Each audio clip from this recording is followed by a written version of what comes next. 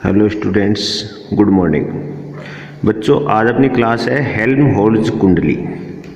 तो जो Helmholtz coil है, इनका नामकरण इनके साइंटिस्ट पर ही किया गया है। मतलब हेल्महोल्ट्ज़ नामक साइंटिस्ट ने इन कॉइल के बारे में बताया था, इस कारण उन्हीं के नाम पर इनका कर दिया गया।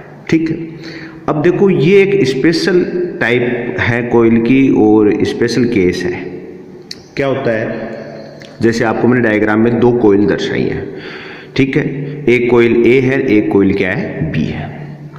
दोनों कोयलें क्या होती हैं, समाक्षीय होती हैं। समाक्षीय अर्थ है कि दोनों का एक के केंद्र से पास होने वाला एक्स कॉमन है। तो ए और बी दोनों कोयल क्या है, समाक्षीय कोयल है। सेकेंडरी, दोनों में करंट की वैल्यू सेम होगी, दोनों कोयल की रेडियस सेम होगी, और जो मोस्ट कंडीशन है वो क्या है कि दोनों के सेंटर के बीच की डिस्टेंस इनकी रेडियस के इक्वल होती है।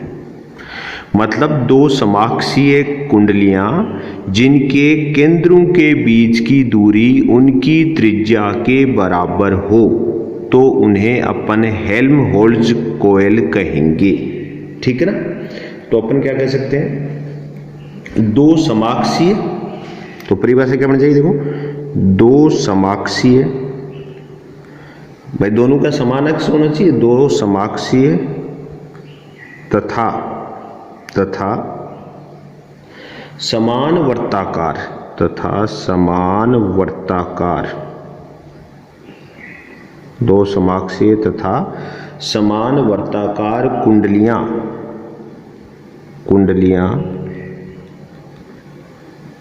दोनों समाक्षीय हो गए, समान आकार की हो गई, वर्ताकार है, शेप तो वर्ताकार है, वैसे आकार समान है। समान वर्ताकार कुंडलियां जिनमें समान परिमाण की धारा बहनी चाहिए, जिनमें समान परिमाण की धारा, जिनमें समान परिमाण की धारा समान दिशा में, परिमाण की धारा समान दिशा में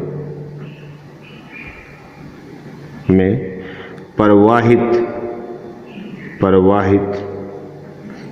होती है या प्रवाहित की जाए, जबकि कुंडलियों के केंद्र के मध्य की दूरी, कुंडलियों के केंद्र के मध्य की दूरी,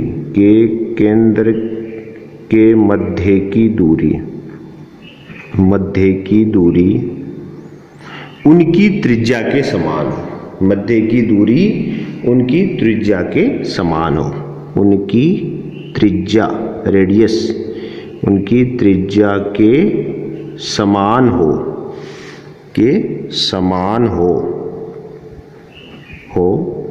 तो यह व्यवस्था हेल्महोल्ट्ज़ कुंडलियां कहलाती है या कॉइल कहलाती है। हेल्महोल्ट्ज़ कुंडली कहलाती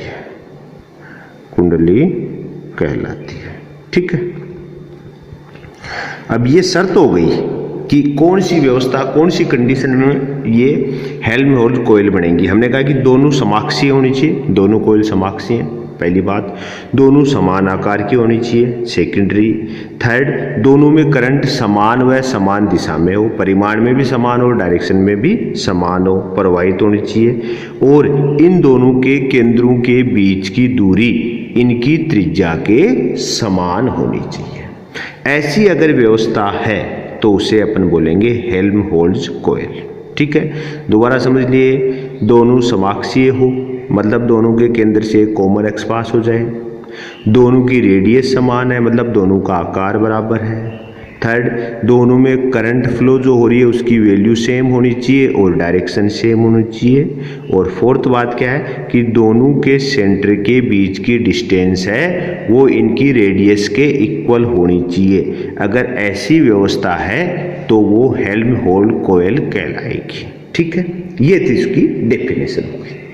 अच्छा, इसका यूज क्या होता है, इसका उपयोग बहुत बार पूछ लेते हैं, तो अपन कह सकते हैं हेल्महोल्ट्ज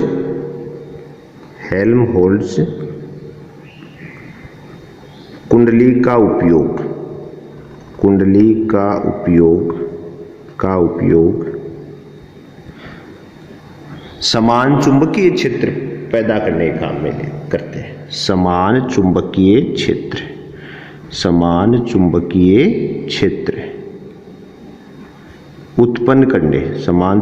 क्षेत्र उत्पन्न करने में किया जाता है।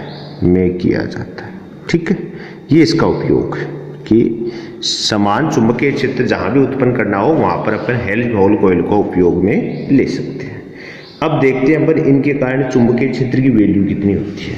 तो अपना नेक्स्ट क्या हो जाए, ये तो डेफिनेशन है, नेक्स्ट पॉइंट हो जाएगा हेल्महोल्ट्ज कुंडली में चुंबकीय क्षेत्र की गणना।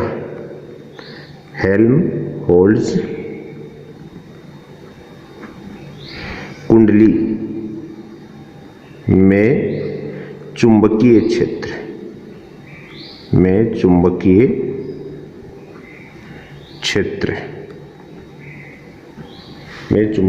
क्षेत्र की गणना। ठीक है, तो अपन कह सकते हैं कि कैलकुलेशन ऑफ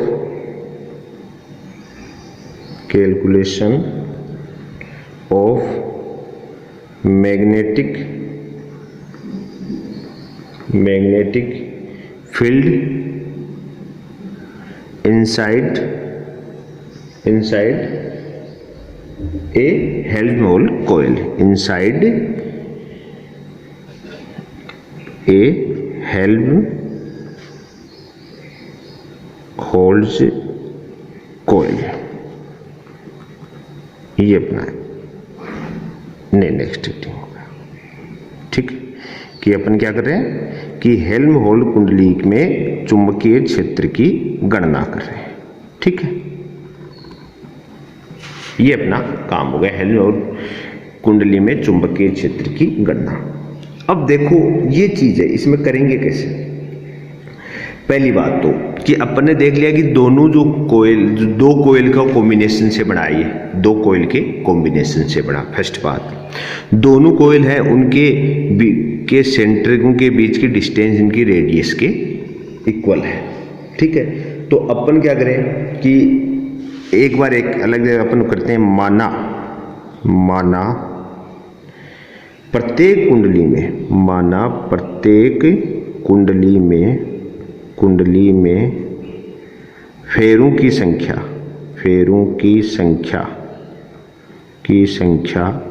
कोई कैपिटल एन मान ले, फेरों की संख्या कैपिटल एन है तथा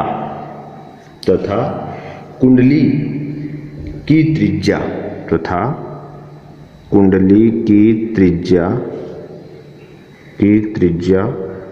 स्मॉल ए है।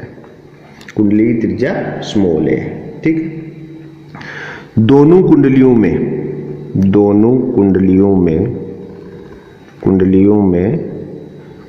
में समान धारा आई प्रवाहित हो रही है। समान धारा आई प्रवाहित हो रही है। ये चीज अपन भाई इसके डेफिनेशन में भी देख ली कि दोनों के अंदर क्या होगा, फेरों की संख्या सेम होगी, दोनों की त्रिज्याएं सेम होगी, दोनों में करंट भी सेम होगा। ठीक है, अब देखो किसी भी धारावाही कुंडली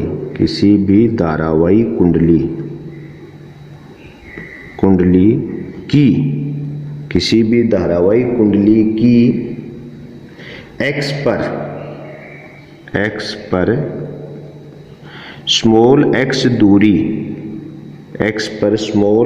दूरी पर स्थित बिंदु पर चुंबकीय क्षेत्र। अपना पहले कैलकुलेट किया हुआ है कि किसी भी वृत्ताकार धारावाही कुंडली कारण एक्स पर स्मॉल एक्स दूरी पर चुंबकीय क्षेत्र का मान अपना कैलकुलेट किया हुआ है का मान क्या होता है, देखो b is equal to mu naught upon 4 pi, आपको थोड़ा बहुत रिमेंबर आ रहा होगा, into 2 pi N I A square upon A square plus X square की होल पावर 3/2। ये अपन निकाल चुके हैं कि किसी भी धारावाही कुंडली की x पर स्मॉल x दूरी पर स्थित बिंदु पर चुंबकीय क्षेत्र का मान ये प्राप्त होता है। ये डेरिवेशन अपना पहले से किया हुआ है, तो यहाँ पर डायरेक्टली अपन यूज कर सकते हैं। ठीक है, अब देखो कुंडली के मध्य बिंदु मध्य बिंदु O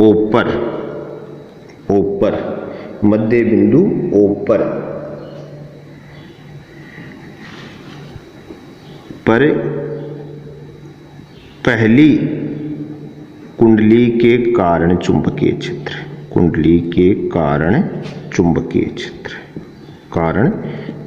क्षेत्र, ठीक।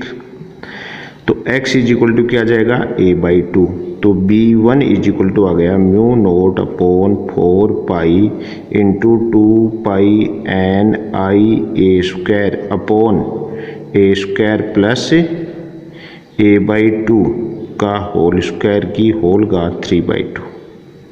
देखो अपन कहाँ कैलकुलेट कर रहे हैं, इस पॉइंट पर, ये पॉइंट है। देखो अपन ने कहा कि किसी भी कुंडली की x पर स्मॉल x दूरी पर स्थित किसी बिंदु पर चुंबकीय क्षेत्र अपना पहले खेलूंगा। अब अपन क्या करें, बिंदु O पर है भाई, ये टोटल संरचना हेल्महोल्ट्ज है, दोनों को मिलाकर है, तो अपन करें इसके इनसाइड कर रहे हैं, मतलब इनके बीच में यहाँ कहीं क्या हाथ कर रहे हैं। तो बिंदु O है वो देखो पहले वाली कुंडली है उससे O1 से कितने डिस्टेंस पे होगा, a/2 से, और दूसरी वाली के केंद्र से भी कितनी दूरी पर होगा, a/2 पर। तो बताओ इस पहली वाली कुंडली है, A कुंडली है, इससे स्मॉल x दूरी जो आपकी O की है वो किसके इक्वल होगी, a/2 के। ऐसे B कोयल के कारण भी बिंदु O की दूरी क्या होगी, a/2। ठीक है, इसका नाम कह दिया कि कुंडली के मध्य बिंदु O पर पहली कुंडली, मतलब पहली कुंडली कौन है, A। आप मान सकते हो ना, पहली कुंडली कौन होगी, A के कारण चुंबकीय क्षेत्र। तो अपन ने x की जगह क्या रख दिया, a/2, x की जगह क्या रख दिया, a/2। तो हमारे पास आ गया b1 mu naught upon 4 pi 2 pi N I A square, same to same, नीचे a square plus X square की जगह आ जाएगा a/2 का होल स्क्वायर इंटू 3/2। ये चीज क्लियर हुई। अब देखो अपन इसको अगर आगे सोल्व करना चाहे तो आगे सोल्व कर लीजिए आप। तो क्या आ जाएगा, b1 इज इक्वल टू आपका क्या हो जाएगा, mu naught N I A square, mu naught N I A square upon 5/4 की होल पावर 3/2 इंटू a/3। इसको सोल्व करेंगे आप, देख लो आपसे सोल्व हो जाएगा। यहाँ से करोगे आप तो ये देखो पाई से तो पाई कैंसिल हो गया, 2 से 2 कैंसिल हो, नीचे तो 2 बच गया। N I A square upon ने सेम लिया, देखो ऊपर वाला, तो यहाँ से देखो mu naught N I A square तो ऊपर वाला सेम है, एक पाई से पाई कैंसिल हो गया, 2 से 2 कैंसिल हो गया, 2 बच गया नीचे। अब देखो नीचे क्या है, ए स्क्वायर है, ए स्क्वायर और ये क्या आ जाएगा, ए स्क्वायर बटे 4, ए स्क्वायर बटे 4 और ए स्क्वायर का करोगे तो 5 ए स्क्वायर बटे 4। ठीक है, 5 ए स्क्वायर बटे 4, तो 5/4 को तो अपन उसी घात में रख दिया 3/2 में, और आपका जो क्या था ए स्क्वायर था उसको की होल घात 3/2 बाहर लेोगे तो क्या आ जाएगा, a³ आ जाएगा। ठीक है ना भाई, आप इसको सोल्व करोगे तो ये आंसर आ जाएगा जी सी। आप इसको सोल्व कर लो, ए स्क्वायर प्लस ए स्क्वायर बटे 4, तो टोटल अंदर क्या हो गया, 5/4 ए स्क्वायर की होल घात 3/2। तो अगर आप 5/4 को तो अंदर रख लो और उस ए स्क्वायर को बाहर लोगे तो a³ आ जाएगा, क्योंकि घात क्या है 3/2, तो ए स्क्वायर की घात 3/2 सोल्व करोगे तो a³ आएगा। ये आपका इतना आ जाएगा। ठीक है, अब इसको और सोल्व करें तो इसको आगे और सोल्व कर सकते हो आप। तो इसका आंसर आ जाएगा is equal to 4 mu naught N I upon 5/5 into A. अब देखो कैसे आया, ए क्यूब है, ए स्क्वायर तो सिर्फ नीचे ए बच गया, ठीक है। म्यू नोट एन आई अपनी जगह है। अब देखो आप ये 2 है, अगर इसका अपने ब्रैकेट को सोल्व करें तो देखो क्या होगा। 5 को तो आप अलग रख लो, 1/4 की घात 3/2 करोगे तो 1/2 की घात 3 हो गई, तो कितना हो जाएगा 1/8, 8 ऊपर चला जाएगा। तो 8 में से ये 2 से डिवाइड कर दोगे तो 4 बच गया।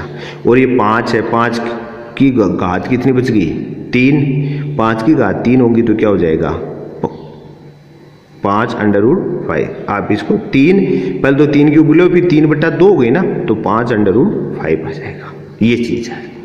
तो ये सॉल्यूशन अपना पहले वाले के कारण आ गया, ठीक है। अब इसको इक्वेशन नंबर फर्स्ट दे दें। अब इसी प्रकार क्या हुआ आपकी दूसरी को, इसी प्रकार दूसरी कुंडली कौन सी हो गई बी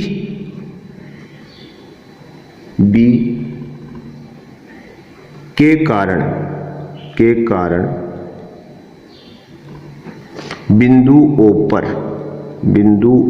पर चुंबकीय क्षेत्र।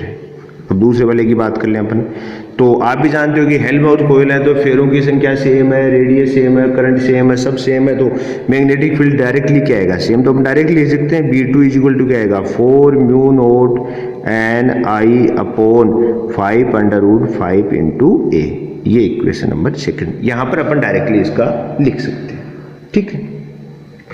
अब देखो 2 हो गए, ए पहले वाले के कारण और दूसरे वाले के कारण, दोनों कारण आ गए। देखो इसके कारण यहाँ पर चुंबकीय क्षेत्र आ गया B1 और इसके कारण चुंबकीय क्षेत्र क्या आ गया B2। अब दोनों के तो यहाँ पर बिंदु O पर परिणामी चुंबकीय क्षेत्र क्या होगा, दोनों चुंबकीय क्षेत्रों के अध्यारोपण सिद्धांत से दोनों के योग के तुल्य ही तो होगा। तो अपन बात करेंगे ये, तो अपन कह सकते हैं बिंदु O पर परिणामी चुंबकीय क्षेत्र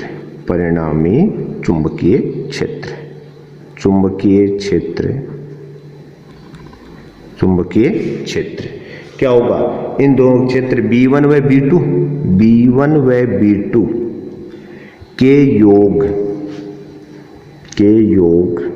के तुल्य होगा, ठीक है। क्योंकि कारण भी सुन लो, क्योंकि दोनों कुंडलियों में धारा की दिशा समान है, क्योंकि दोनों कुंडलियों में धारा की दिशा समान है,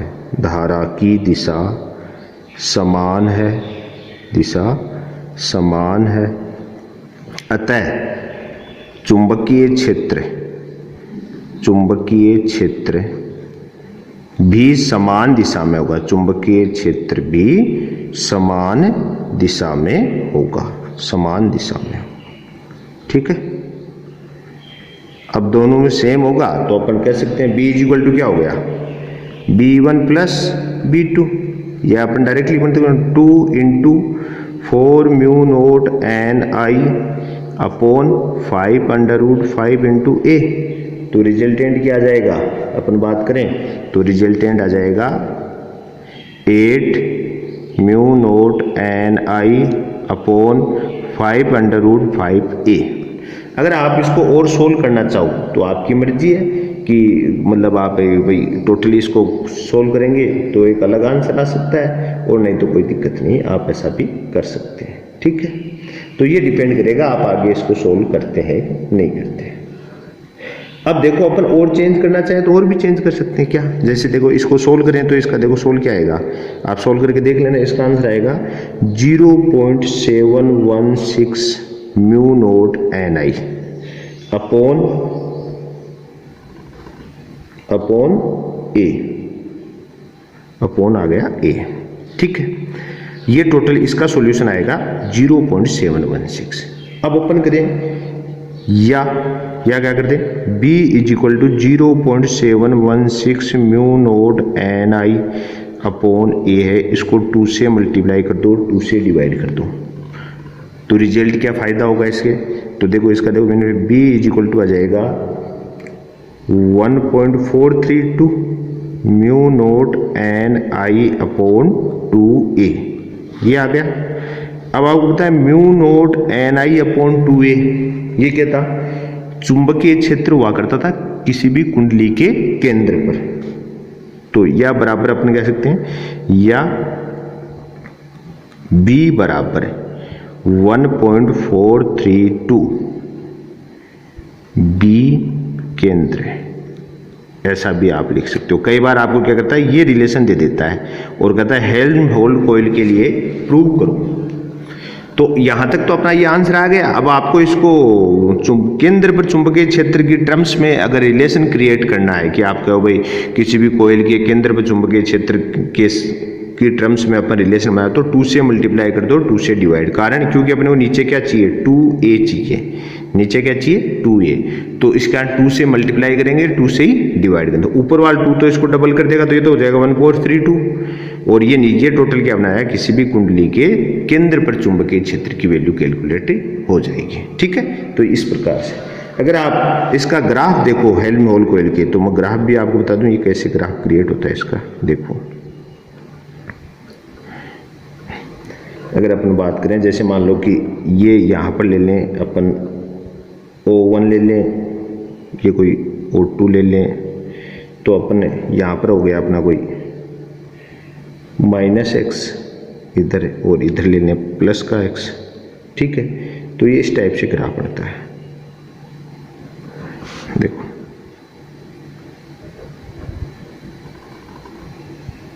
ठीक है, ऐसे जाएगा।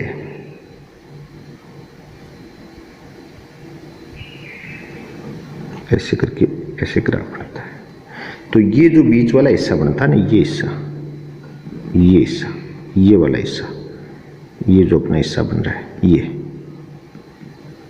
देखो, ये यहाँ से ये हिस्सा, ये हिस्सा, इसको अपन बोलते हैं एक समान चुंबकीय क्षेत्र। ये होता है एक समान चुंबकीय क्षेत्र। ठीक है ना, इसका मैंने लिखा था ना, इसका उपयोग क्या होता है, एक समान चुंबकीय क्षेत्र पैदा करने में। तो इधर अपन ने चुंबकीय क्षेत्र बी ले लिया। तो इस प्रकार होता है हेल्महोल्ट्ज कॉइल का। कई बार ये ग्राफ भी ड्रॉ करवाते हैं आपसे। ठीक है, तो एक हेल्महोल्ट्ज कॉइल क्या होती है, इनके बीच में देखो एक समान चुंबकीय क्षेत्र बनता है, लगभग देखो एक समान चुंबकीय क्षेत्र। यहाँ से अपन देखो स्ट्रेट लाइन से आएगी। तो एक समान चुंबकीय क्षेत्र को उत्पन्न करने के काम में हेल्महोल्ट्ज कॉइल आती है। ठीक है, ये था, ज्यादा कुछ इसमें दिमाग वाली बात नहीं है। देखो बहुत इजी तरीका है, डेफिनेशन क्लियर, तो आप ये तो मैग्नेटिक फील्ड तो आप ऑटोमेटिकली क्लियर कर ले। देखो हमने कहा कि दोनों कॉइल होंगी, दोनों का सेम आकार होगा, दोनों एक समाक्षीय होंगे, दोनों के बीच की दूरी उनकी त्रिज्या के बराबर होगी, दोनों में धारा भी समान प्रवाहित होगी। ये तो है ना। फिर अपने इनके बीच में चुंबकीय क्षेत्र निकाला, तो हमने कहा कि पहले तो आप ए वाली कॉइल के कारण यहाँ पर निकाल लो और फिर बी वाली के कारण यहाँ पर निकाल लो। दोनों के कारण जो चुंबकीय क्षेत्र आएगा वो समान दिशा में आएगा, इसका दोनों जुड़ जाएंगे। निकालने के लिए नया कुछ नहीं करना पड़ा कि इस कॉइल, किसी भी कॉइल के कारण x पर स्मॉल x दूरी पर चुंबकीय क्षेत्र की का फॉर्मूले में अपने क्या रख दिया, x = a/2, क्योंकि इन दोनों के बीच की टोटल दूरी क्या है, इनकी त्रिज्या के बराबर। तो इनके सेंटर पॉइंट जो होगा इनका, तो उसकी किसी भी एक के सेंटर से दूरी किसके इक्वल हो जाएगी, a/2 के। ठीक है, ये फॉर्मूला अप्लाई कर दिया और अपना ये काम हो जाएगा। तो इतना अक्सर है। अब देखो अपने आज की क्लास के लिए आपको एक क्वेश्चन, आज की क्लास पर आधारित एक क्वेश्चन दे रहा हूँ, उसका सोल्व करके आप आंसर कमेंट के रूप में बताएं। क्वेश्चन है, हेल्महोल्ट्ज कुंडलियों का उपयोग किया जाता है। फर्स्ट, एक समान चुंबकीय क्षेत्र उत्पन्न करने में। सेकंड, विद्युत धारा मापन में। थर्ड, चुंबकीय क्षेत्र मापन में। फोर्थ, विद्युत धारा की दिशा ज्ञात करने में। जो भी सही आंसर हो आप उसको कमेंट के रूप में जरूर बताएं। आज के लिए इतना ही, थैंक्स।